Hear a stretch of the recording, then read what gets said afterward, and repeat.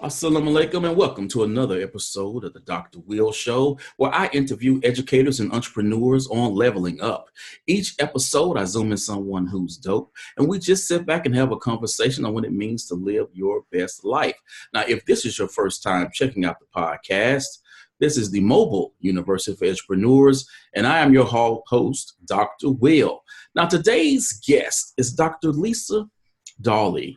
Now, she's doing some amazing things. Her history of work, the body of work, when I did that Google search, and I was like, University of North Carolina, now at University of San Diego, all the things she's done, I just really wanted to have her on to talk about innovation and education. And then we were talking before we started this recording, and we were talking about entrepreneurship, which really got me going.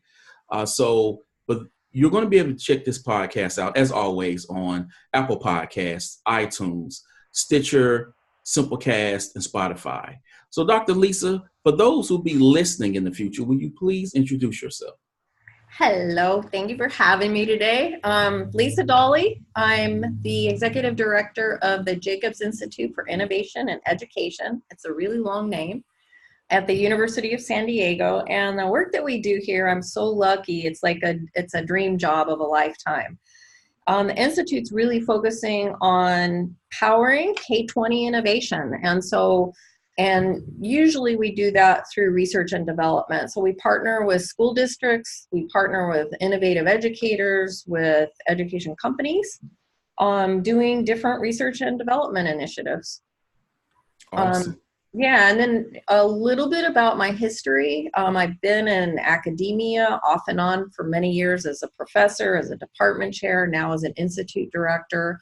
And I've also founded 3 educational technology startups.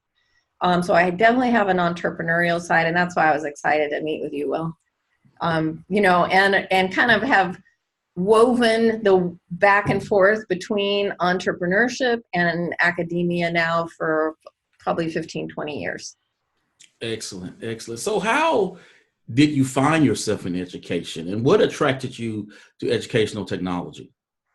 Education came about for me pretty young, in my 20s, while I was in college figuring out what I wanted to do. I was an aunt to nieces and nephews and visited them every weekend. I was playing with my nieces in their dollhouse one day. And I realized whatever I would do, they would copy me. And I thought, oh my God, I have a real opportunity. I love kids. I have a real opportunity to be an influence in somebody's life and be there for people. And, kids basically do whatever the adults do around them. And it was at that point I decided I wanted to teach elementary school. So I went back, I focused on my credential for teaching elementary, and that's where I got started in education, teaching elementary school. And it just evolved from there. And the second part of your question was, how did I get involved in ed tech? Yes. Yeah, well, ed tech came later. So I taught elementary school. Then I decided to do my PhD because I realized how disempowered teachers were. And I thought, man, somebody's got to change the system because teachers need powering up and support to get the job done. They're experts in the classroom and they're not treated respectfully. We got a long way to go on that. So I went back and got my doctorate so I could work with teachers, and got really fascinated when the internet came out. That was back in the 90s. Graphic browsers came on the market. I was teaching this class called creativity, and I thought, man, there's nothing more creative than this thing called the internet. Let's just have a class on the internet. And there were no books. There were no, we didn't even have Google at the time, right? I mean, it was super early. That was the beginning of ed tech for me, and I've been in it ever since. Wow. And this is what I'm known for, co-authoring the first textbook on how to integrate technology into the classroom.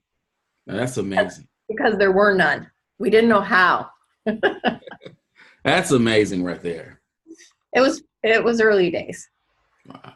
So let's jump into what is transpiring in public education, and how is higher ed working to lead the research And how does education look differently in this digital age of disruption? What I see happening, and I'm pretty excited by it, is really a collection of different movements that are coming together, and for a reason. I worked in ed tech for, as I said, over 20 years. Even that space is evolving and changing because technologies are evolving and changing.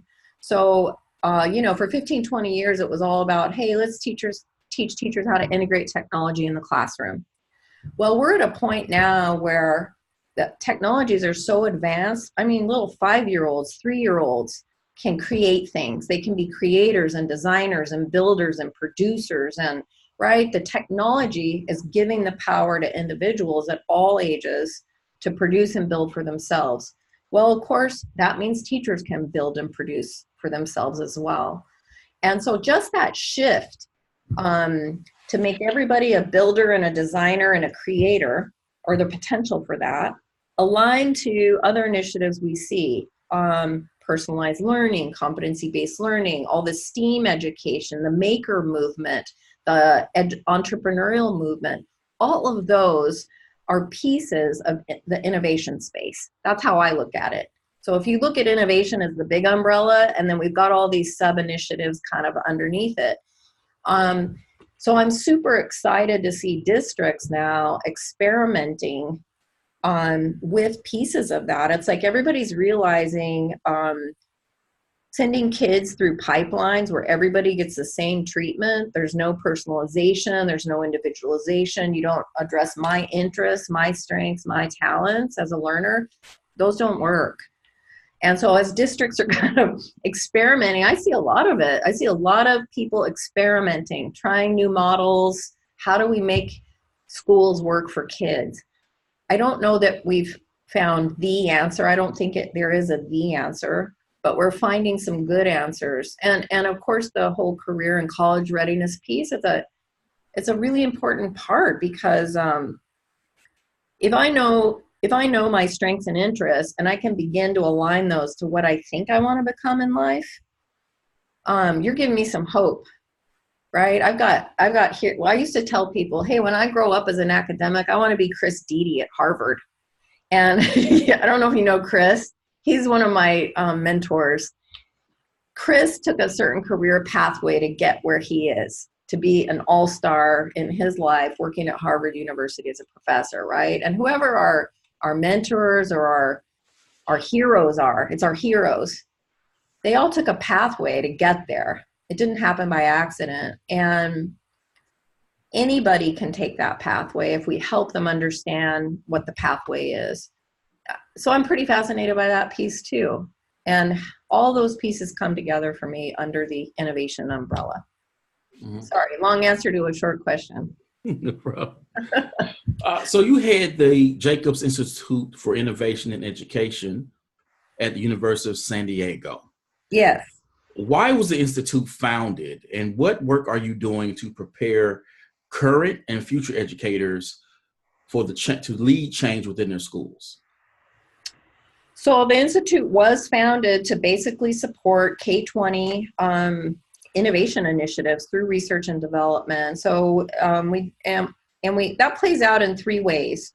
We engage in research and evaluation. So we have about 8 or 9 projects going with different school districts or schools where they're trying innovation initiatives and they need a research partner.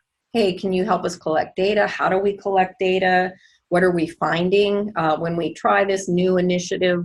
What do the kids say actually happened? So we're a research partner to help them formulate a stronger initiative. Second way that we help is through our innovation design work. So we build apps, we build digital curriculum, we build solutions that people might need in the K-20 education space. And then the third way is through professional learning. And so, for example, we're hosting a summer conference called Ed Innovate Live to support Ed innovators. We're launching a graduate certificate in educational innovation this fall. We host workshops on different topics related to Ed innovation. So there's that professional development outreach as well. Wow. So you're seeing all of these things and you're seeing these pockets of innovation. Yeah. But most schools haven't changed. They're still grouping kids by age. They're still putting kids in rows with the teacher at the front of the board, and they're still all being tested at the end of the year. Yep. With the same test, when all of us know that kids have different abilities, different attitudes towards education, different skills, different talents, and they're still sort of being standard, not only in how they're taught, but standard in how they are assessed. Yep. With what comes to mind when you think about this new generation of students that they're mobile first and they're walking around with the world's information in the palm of their hands? What can schools do to understand the evolving landscape in education? Oh boy. I think there's a couple of ways to think about that question. So the first problem that you started to allude to was, hey, we've got this state testing. The testing is framing how we're teaching in schools. And what does testing have to do with real learning anyway? And where these kids are going in their lives. One of the best solutions I've seen to that is a policy level solution where some states, I think we're 6 or 7 states now that have created innovation zone policy. And what that does is it gets rid of that accountability issue for a specific district who's working on an innovative new school model. And so we don't want to do by grade level. We're going to do it, we're going to break up the school in another way. And we want to get away from testing because we have other competencies we're trying to build toward, and we don't want to have dual sets of competencies. Well, these innovation zones, if you're selected, do erase that requirement for you. So I think that's extremely important that we have federal and state policy that supports people experimenting and innovating with new school models, because the assessment does drive how the whole design of everything. It's like backwards design, right? If we're teaching to the test. So I think that's a pretty important piece of the answer to that question. Will you restate the question one more time? Well, knowing that we have a different learner now than we have before. Yeah. Where for me, the computer was something introduced to me at a latter part of my life. And the internet, I didn't see that until I became an adult. But now we have students who are coming in, they don't know what a blockbuster is. All they know is streaming. And they're walking around with this, in which not only do they have access to the world's information in their hands, but they can take this and create a movie. They can take this and produce an album. Right. And so knowing the changing shift in the students that we are serving and how the technology is growing at such a pace that you can't even put your finger on what's today, because it can be like that different tomorrow. How should educators? I mean, I tell this story to people. I was a chair of an ed tech department that had 15 full-time faculty and like 40 adjuncts. None of us knew what the other one knew. We all had different areas of expertise. Oh, I did online teacher professional development. She does YouTube streaming. She does, right? Everybody had their own expertise. And we worked at 24/7. Can you imagine how a teacher feels trying to keep up when their subject matter might be math, or it's like, it's impossible. You cannot keep up with all the technological changes happening, period. No one can, no one. So let's just start with that. So given that things are evolving so quickly and it's impossible to really keep up, and how do we then best meet the needs of our kids? Okay, I think one potential way to think about it is, I not only encourage teachers as innovators, but students as innovators as well. And students as innovating as a critical feature of their own life path. I mean, we know that in 5 years, 50% of the jobs that exist today won't exist 5 years from now. Or the converse, we'll have 50% new job categories that don't even exist right now. And so how do I have the skill set for those jobs? How do I even teach kids to get them ready for that? Innovator skill set is pretty powerful because it does teach you to create the future itself, right? And so if I can get kids prepped as innovators, as problem solvers, who use design thinking, who identify social needs, what's going on in society? What are the problems that I can solve? What data do I have about those problems? Do I really understand the problem? Now, how creative can I be to brainstorm and develop solutions, and how can I work in a team to create those solutions? So I'm highly focused right now on defining what does it mean to innovate? What is the skill set? What is the knowledge base? And how do we help kids become innovators? So regardless of what the technology becomes, regardless of what the problems become, I always have the skill set to figure out solutions for myself, for my family, for my community, for industry. And I'm getting aligned to, now I'm getting myself into a potential career path. And that's a whole nother conversation, the career pathways piece.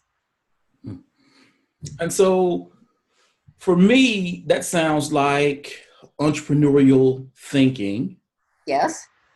And which in the K through 12 classroom normally does not exist. We still are dealing with the agrarian calendar. We're still dealing with memorization and methodologies such as that. When we're looking at entrepreneurial mindset and how that can be implemented in the classroom, yeah, how do you think that can be used to actually shape or shift the mindset of what teachers are doing in the classroom? So I taught a class in Ed Innovation last fall. It was my first time really teaching a course in it and trying to find curriculum to support the innovation process. And this was a class for educators who are innovating in this field of education.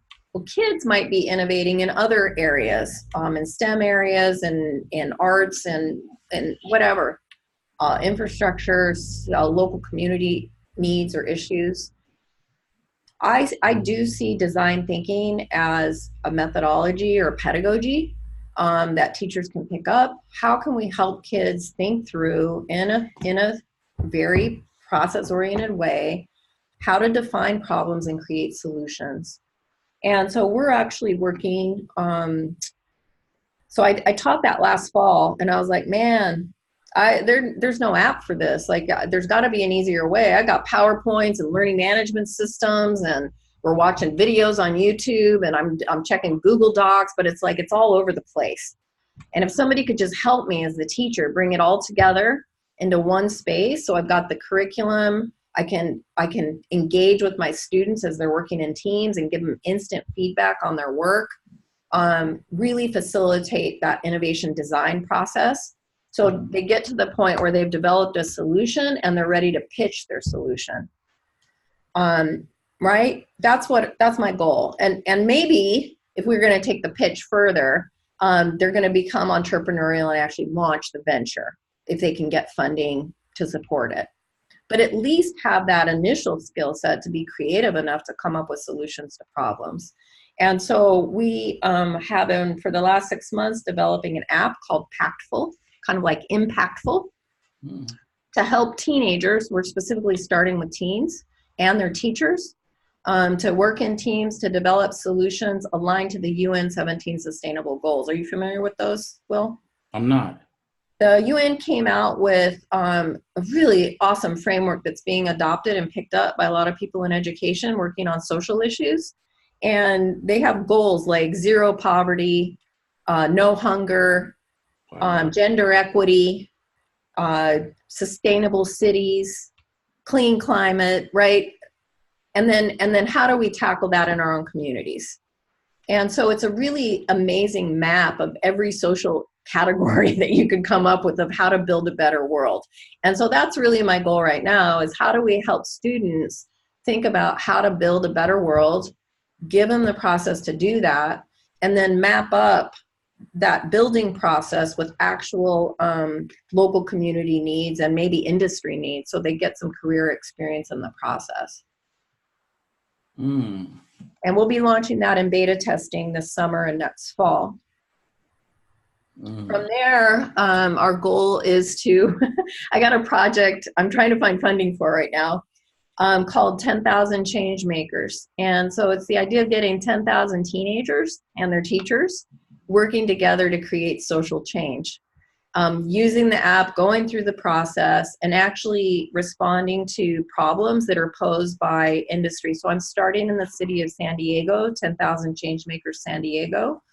That'll be in 2020. And in subsequent years, we hope to, from that, learn how to launch an initiative like that at a city level and take it to other cities. 10,000 Changemakers Boston, 10,000 Changemakers Atlanta, etc. And so I'm looking at scale, like how can we help kids work at scale and be super powerful? Why do they have to sit in classrooms and memorize notes and take tests? Why can't they actually create solutions to real world problems? Do you know David Hogg, who was one of the students who came out of the Florida shooting? He's been quite active on Twitter, and he has a phrase that I forgot how teens will rule the world, or teens will solve the world. I believe that. I believe teenagers have the power, the knowledge, the passion to really, really make change in the world when in partnership with good mentors. And so I want to provide that vehicle to do it. And that's one way that I think we can change education.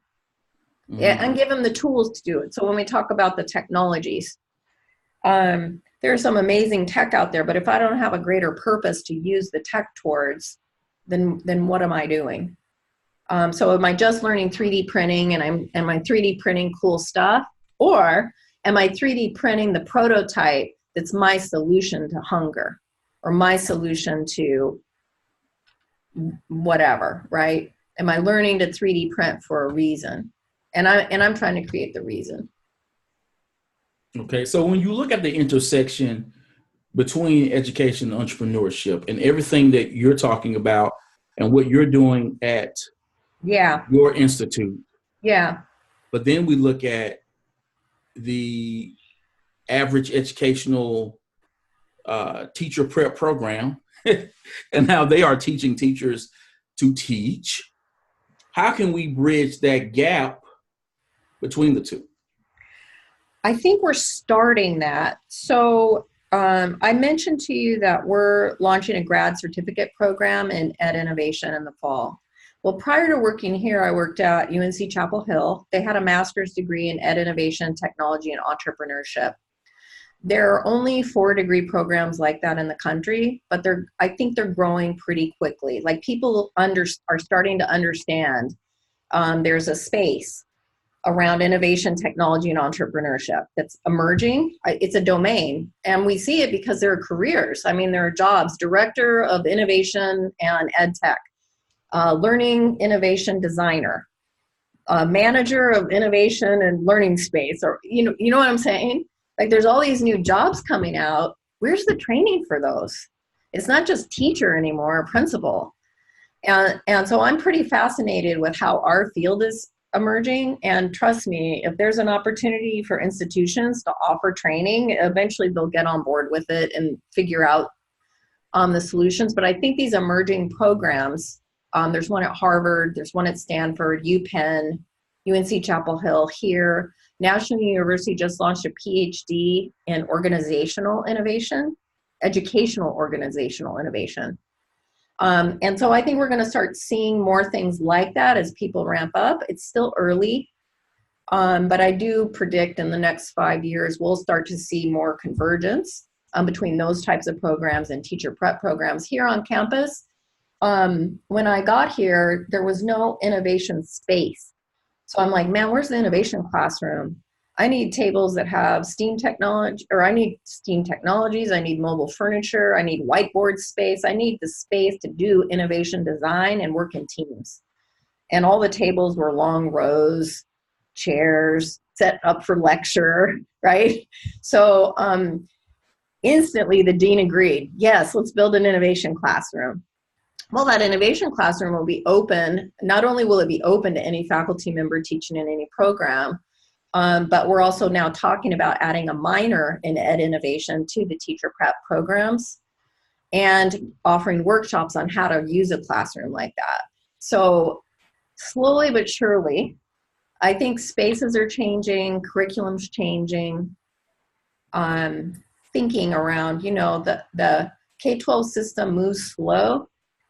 I think I remember from my politics of education class, it like takes a decade for some new initiative to really take over the system, unfortunately. Wow. But I see it. It's not just like a little maybe it'll happen. It's happening. We're still at early adopter stages. Mm-hmm. So now I want to throw this out there to you. When we look at the amazing work you're doing and what you are talking about, there is now a space for educators to either via a side venture or to actually leave the classroom altogether to become an entrepreneur and via entrepreneurship create and spearhead initiatives that make a greater impact in the classroom. Yes. What are your thoughts on entrepreneurship and why do you think educators should look at that as a viable option? You know, I mentioned to you before we started the recording, I'm an entrepreneur, and I'll be very honest, it was a very painful path for me. So I spun out my last company. You know, I'm an academic, I'm a teacher, just like teachers are teachers. And I invented a gamified learning platform. I spun it out into a company. I licensed it back from the university. I went through this whole process and I thought, man, I'm networked. I'm at the top of my career. I got connections. This technology is based on what we know from the best in research, how kids really learn. It's tied to games. I mean, this thing's a home run. It was the most painful experience I've ever been through, trying to launch a company with investor funding and getting out into the market and finding out just how different it is to launch an education company versus another kind of company. You know, investors want 3 to 5 years and they want their money back. Well, in the education space, it takes 5 to 10 years before a company really makes it. So you have to understand investors. If you're a woman, get ready, because only 2% of venture capital goes to women, 98% goes to men. So you're instantly fighting against the system trying to launch a company. So I'm pretty passionate about supporting teachers as entrepreneurs. I think a lot of ground up innovations, of things that work beautifully in classrooms. I mean, there's a spectrum of the ed innovator. There's the teachers that have amazing lessons and they're selling them on Teachers Pay Teachers, right? So you've got that kind of person out doing their thing. And maybe they want to scale that and make it larger, right? Or maybe they want to start doing that full time. And start adding on services to their area of expertise. I think of people like Alice Keeler, who wrote the Google Classroom book, and now, you know, I mean, she has a whole series she does speaking, she does a lot of things. So there are innovators, edupreneurs, who stay in the classroom and do their little side thing, and then there are edupreneurs who take it to the next step and do it full time. And then there are the next level of people that launch full-blown companies and go after venture capital funding, right? Or angel investment. And so all along that continuum, all those people are extremely important. They all need support, and they all serve a really valid and valuable purpose from my perspective. Yes. To help change education, you know. Yeah, we preach that around here. Never give it away for free where you can get a fee. I tell you though, can I just say, sometimes I give it away for free if I think the fee's going to be larger down the road. Freemium model. Yes. Got to give away a little something to get something in return sometimes. And it's being strategic that way. It's like, am I giving away too much? Am I not giving away enough? Am I, these are the kind of questions I think a lot of entrepreneurs have. And it's like learning what can I give away and what should I charge for? Yes. But I agree with you. Educators, because we're giving, a lot of us work in servant leadership, or we're about serving others, feel awkward about asking for payment, aren't comfortable in that space. I agree with you. We have to know our own value and charge for it, because people are willing to pay for it. Yes. Yeah. Yes, they are. And there's nothing like getting that check when you look at it and you're like, I just made more money in one day's of work that I did the whole month of my check. I love those checks when they come. I've had those moments too. They're quite amazing, Yes, yes. So before we go, I want to talk to you about those school districts that they have to see what's coming, and they're unsure about what's coming in K through 12 education. They see online learning, they see digital courseware, they see more technology is coming, and whether or not they agree with it, I know they know somewhere in their minds that they can't stop the train because it's already moving too fast and it's gone too far for them to stop it. What is your call to action for those school leaders so they can kind of just sit back and just breathe it in, take it in, and embrace it rather than fight what is the inevitable? I think the best thing I've seen, I've interviewed superintendents around the country who are engaged in innovation. They're very special people because not every superintendent or school leader has that mindset, right? Mm-hmm. So you've got some visionaries that are doing the work. Those aren't the people we're worried about. It's the people that don't have that mindset, but they can have the foresight to hire people that have that mindset and give them free rein to help transform the district or the school. And I do believe that's why we're seeing all these emerging jobs, such as hiring a chief innovation officer for your school district.